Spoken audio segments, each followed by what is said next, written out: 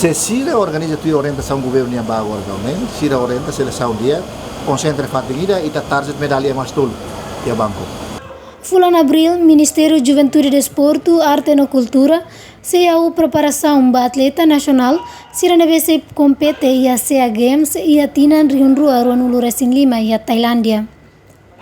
Ministro de Juventude e Desporto, Arte e Cultura, Nelly Isaac Saramento explica a preparação a seleção para atleta Sira, Liuhus e competição nacional e a cada modalidade neve se participa. No entanto, agora a federação tem começado a mobilizar para campeonatos nacionais.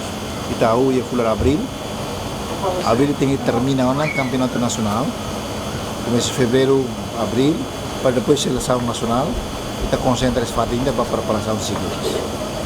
Nem mais tem plano e está por aí na federação selotona.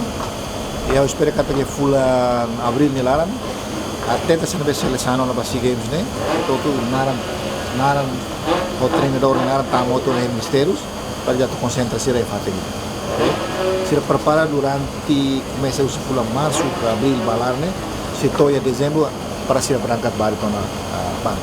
Tanto nem vai ter preparação, a federação será tudo informado e eu espero que até buat bem com o ministro do governo até ter basira tem que submeter uma seleção atleta sira lunay ta halo preparação vai levar.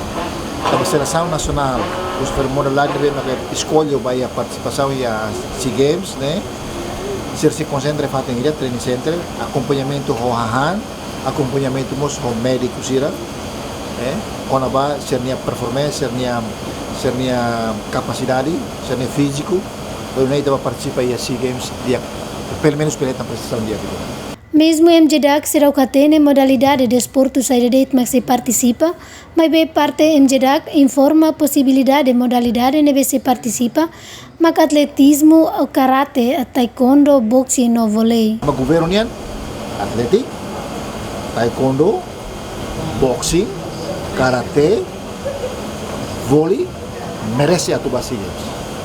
Indiscutível, karena ela liga discutitan.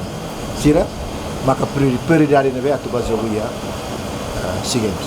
Nurianti Fatima, Leonito Magno, VIP TV. Karate, atletik, vôlei, possibilidade de vôlei.